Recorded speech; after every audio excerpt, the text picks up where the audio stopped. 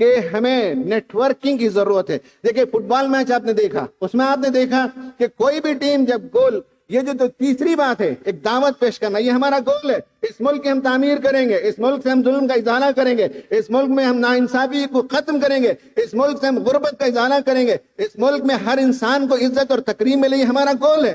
اور گول تک پہنچتے کب ہیں؟ جب نیٹ ورکنگ ہوتی ہے۔ کسی بھی ٹیم کو آپ نے نہیں دیکھا ہوگا کہ ایک ہی پلیئر وہاں کونے سے لے کر اس کونے تک جاتا ہو، اس اینڈ سے اس اینڈ پر جا کر گول مارتا ہو، ایسا کبھی آپ نے نہیں دیکھا۔ بیوٹیفلی پاس کرتے ہیں، سسٹمیٹک طریقے سے ایک دوسرے کو پاس کرتے ہوئے آگے بڑھتے ہیں، اور جب فائنل ڈی پر پہنچ جاتے ہیں تو وہاں ایک آدمی پاس کرتا ہے اور ایک آدمی کے سٹروک سے گول پڑ جاتا ہے، لیکن وہ گول صرف اس کا نہیں ہے، وہ پورے 11 کھلاڑیوں کا ہے۔ جو گول کیپر دور کے اینڈ پر کھڑا ہے اس کا بھی اس گول میں حصہ ہے۔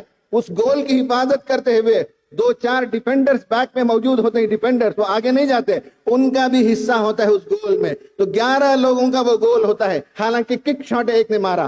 یہی حال ہندوستانی مسلمانوں کی جماعتوں کا ہے۔ یہاں جو مختلف جماعتیں ہیں وہ اگر اس بات کو طے کر لیں کہ ان کا ایک نیٹ ورک ہوگا، وہ لوز نیٹ ورک ہی صحیح، ان کی ایک اجتماعیت ہوگی، وہ ہلکی پھلکی اجتماعیت صحیح، وہ کاموں میں ایک دوسرے کے ساتھ پاس کریں گے جس طرح سے فٹ بال کو پاس کرتے ہیں، وہ مسائل کے حل کے لیے ایک دوسرے کا تعاون کریں گے۔ تبلیغی جماعت ایک ایشو پر کام کرے گی، جماعت اسلامی ایک ایشو پر کام کرے گی، جمعیت العلماء اپنے ذمہ ایک کام لے گی، اور سب کے درمیان ایک کوارڈینیشن ہوگا۔ ایک گول کی خاطر تبلیغی جماعت اپنے پیرائے پر کام کر رہی ہے، جماعت اسلامی اپنے پیرائے پر کام کر رہی ہے، اور جمعیت العلماء اپنے انداز سے کام کر رہی ہے، اور مختلف جماعتیں ہیں۔